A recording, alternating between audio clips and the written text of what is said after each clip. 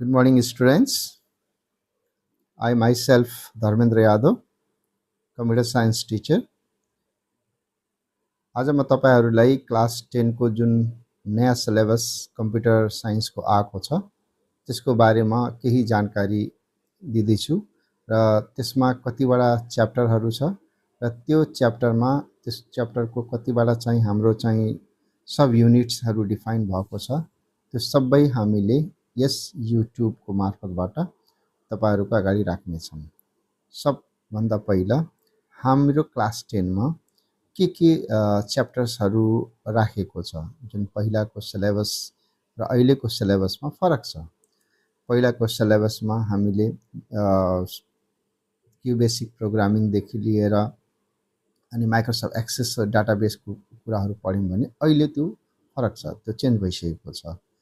अनि त्यसपछि त्यसको ठाउँमा हाम्रो चाहिँ क्यू बेसिकको ठाउँमा पाइथन प्रोग्राम्स इन्ट्रोड्युस भएको छ भने अनि माइक्रोसफ्ट एक्सेस को ठाउँमा माइएसक्यूएल डाटाबेस चाहिँ युज भएको छ।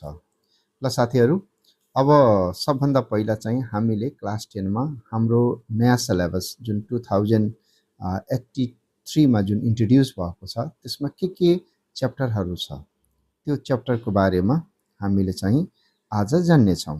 सब यसमा चाहिँ टोटल 5 वटा युनिटमा डिफाइन गरेको छ हाम्रो सीडीसी बोर्डले, जसमा चाहिँ युनिट नम्बर 1 मा कम्प्युटर नेटवर्क एन्ड कम्युनिकेसन भनेर छ भने युनिट 2 मा डाटाबेस म्यानेजमेन्ट सिस्टम, युनिट 3 मा मल्टिमिडिया जुन अहिले नयाँ च्याप्टर इन्ट्रोड्युस भएको छ भने युनिट 4 मा प्रोग्रामिङ इन पाइथन र युनिट 5 मा artificial intelligence and contemporary technology. यी 5 वटा युनिट्स जुन डिफाइन छ क्लास 10 मा त्यसको बारेमा हामी पढ्ने छौं। त्यसैगरी युनिट 1 मा हामीले चाहिँ कम्प्युटर नेटवर्क्स एन्ड कम्युनिकेसन मा हामीले के कन्टेन्टहरु पढ्ने छौं त्यसको बारेमा मैले डिटेल इन्फर्मेसन तपाईहरुलाई दिन चाहन्छु।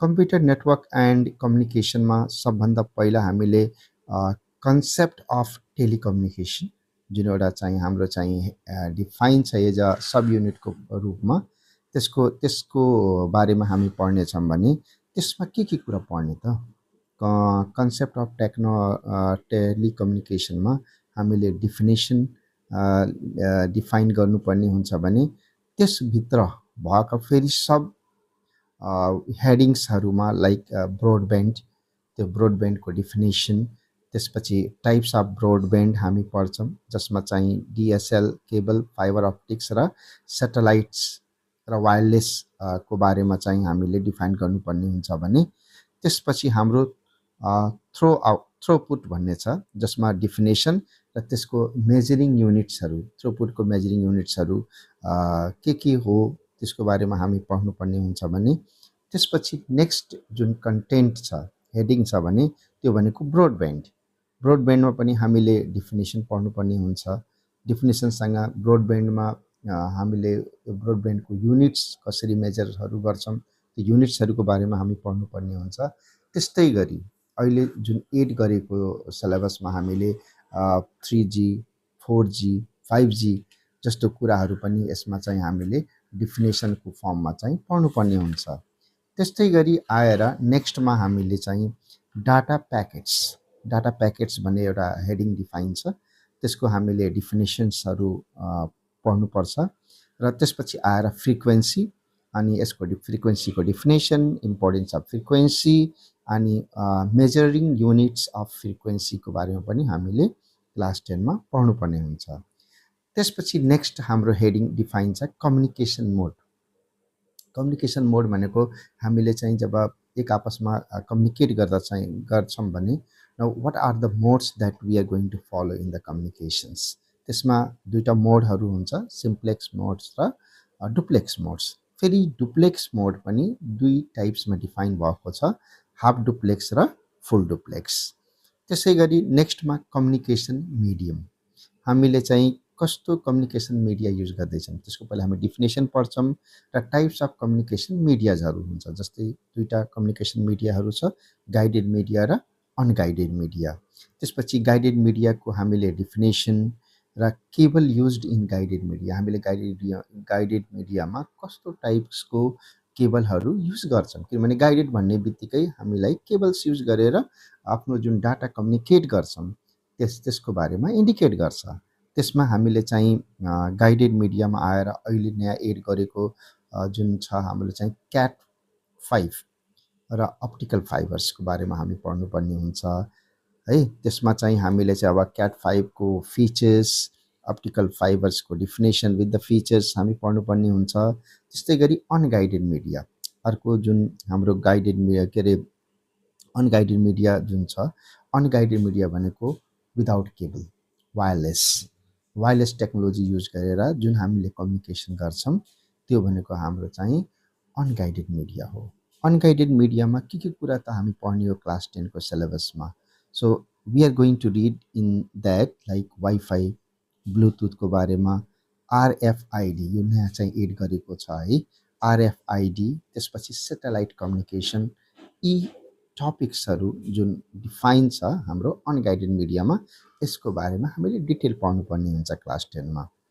त्यसपछि नेक्स्ट जुन हेडिङ छ हाम्रो कनेक्टर्स भनेर छ, त्यसको हामीले कनेक्टरको डिफिनेसन, टाइप्स अफ कनेक्टर्समा के पढ्छौँ त भनेपछि RJ45, त्यसपछि आएर हामीले मिडिया कन्भर्टरको बारेमा चाहिँ यो जुन हाम्रो हेडिङ छ यसमा हामी पढ्नेछौँ। त्यसपछि आएर 1.4 भनेर डिफाइन छ, जुन तिम्रो चाहिँ नेटवर्किङ डिभाइस भनेर छ, जसमा तिमीले डिफिनेसन पढ्न पायो।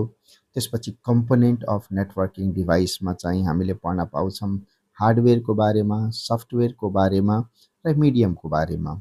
त्यसपछि आएर हामीले चाहिँ repeaters, hub, switch, bridge, routers जुन हाम्रो कनेक्टिङ डिभाइसेसहरू छ त्यसको बारेमा पनि हामीले डिटेल इन्फर्मेसन पाउनेछौँ। त्यसपछि आएर 1.5 भनेर डिफाइन छ युनिट 1 मा, त्यसमा तिमीले चाहिँ topology, you are going to read about the topology. अब टोपोलोजीमा हामीले वाट इज टोपोलोजी डिफिनेसन पढ्छौँ र टाइप्स अफ टोपोलोजिसमा चाहिँ अहिले चाहिँ हाम्रोमा चाहिँ रिभर्स टोपोलोजी, रिङ टोपोलोजी, अनि स्टार टोपोलोजी, हाइब्रिड टोपोलोजीको डिफिनेसन, फिगर्स एन्ड त्यसको फिचर्स सबै कुरा हामीले पढ्नुपर्ने हुन्छ क्लास 10 मा। त्यसपछि नेक्स्ट सब युनिटमा 1.6 भनेर डिफाइन छ, त्यसमा चाहिँ overview of different networks based on coverage भन्ने छ। अब त्यसमा चाहिँ हामीले के कुरा पढ्छौँ त भनेपछि कम्प्युटर नेटवर्क सम्बन्धी पढ्छौँ, जसमा तिमीले चाहिँ कम्प्युटर नेटवर्कको definition, services provided by the computer networks, त्यसपछि फिचर्सहरू पढ्छौ र टाइप्स अफ कम्प्युटर नेटवर्कमा 4वटा टाइप्सहरू छ, प्यान, ल्यान, म्यान र वान, त्यसको बारेमा पढ्नेछौँ र त्यसको फिचर्सहरू पनि हामीले विथ फिगर स्टडी गर्नेछौँ। त्यसपछि आएर अर्को सब युनिट 1.7 डिफाइन छ, जसमा तिमीले चाहिँ नेटवर्क आर्किटेक्चर भनेर छ, नेटवर्क आर्किटेक्चरको डिफिनेसन र त्यसमा पनि 2 टाइप्स अफ नेटवर्क आर्किटेक्चरहरू छ, जस्तै क्लाइन्ट सर्भर नेटवर्क आर्किटेक्चर, त्यसपछि आएर तिम्रो peer to peer network architecture. यसमा तिमीले definition and with the definitions हामीले चाहिँ फिचर्सहरू पनि यसमा चाहिँ पढ्न पाउनेछौँ। त्यसपछि आएर यसैमा 1.7 मा तिम्रो चाहिँ नेटवर्क प्रोटोकल भनेर डिफाइन छ, ठिक छ। त नेटवर्क प्रोटोकलमा चाहिँ डिफिनेसन र केही नेटवर्क प्रोटोकलहरूको बारेमा पनि स्टडी गर्नेछौ, जस्तै TCP/IP, TCP/IP, STTP, त्यसपछि आएर STTPS को बारेमा, DHCP को बारेमा, SMTP को बारेमा र FTP को बारेमा तिमीले पढ्न पाउनेछौ। र लास्ट त्यसमा चाहिँ अर्को एउटा छ हाम्रो युनिट 1.8 भन्ने छ, जसमा चाहिँ कन्सेप्ट अफ आइपी एड्रेसिङ भन्ने छ र यसमा चाहिँ आइपी एड्रेसको कन्सेप्ट हामीले यसमा पढ्नेछौँ। त्यसमा चाहिँ तिमीले चाहिँ 2 थरीको आइपी एड्रेसको कन्सेप्टहरू डिफाइन गरिएको छ, एउटा चाहिँ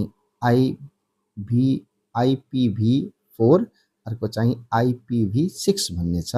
त्यसको बारेमा तिमीले चाहिँ यसमा 2टा जुन भर्सनको रूपमा डिफाइन छ 1.8 मा, त्यसमा चाहिँ हामीले पढ्न पायौँ र लास्टमा 1.9 मा हामीले केही कन्सेप्ट अबाउट द इन्टरनेट, त्यसपछि इन्ट्रानेट र इथरनेटको बारेमा पनि हामी पढ्ने पाउँछौँ। सो स्टुडेन्ट्स, यो भनेको हामीले च्याप्टर नम्बर 1 मा जुन युनिट 1 मा चाहिँ डिफाइन छ तिम्रो चाहिँ कम्प्युटर नेटवर्किङ एन्ड कम्युनिकेसन, त्यसमा तिमीले चाहिँ यी कुराहरू सबै पढ्नुपर्ने हुन्छ र यसमा केही कन्टेन्टहरू जुन छ त्यो ओल्ड सिलेबसबाट छ भने केही कन्टेन्टहरू हाम्रो चाहिँ थपेको छ। त्यो भनेको धेरै राम्रो कुरा हो, जुन चाहिँ अहिले लेटेस्ट युज टेक्नोलोजीहरूमा भएको जुन टर्मोलोजीहरू छ त्यसको चाहिँ इम्प्लिमेन्ट भएको हामीले भेटेका छौँ। अब नेक्स्ट पार्टमा मैले तपाईँहरूलाई युनिट 2 र युनिट 3 को बारेमा डिटेल इन्फर्मेसन दिनेछु। त्यसमा पनि के कन्टेन्टहरू छ त्यो सबै मैले चाहिँ युनिट अनुसार त्यसको सब युनिटहरू के छ त्यो सब मैले जानकारी दिँदैछु। त्यसैले सबभन्दा पहिला हामीले हाम्रो युनिट्सहरू के हो, त्यो युनिटमा हामीले पढ्ने पर्ने कुराहरू के हो, so all that we are going to first see with these 3-4 parts of this YouTube. After that हामीले चाहिँ के पाउँछौँ भने we are going to give a very detailed chapter wise introductions to each part of our videos. So if you have enjoyed these videos, then you do the like and subscribe the channel. Thank you.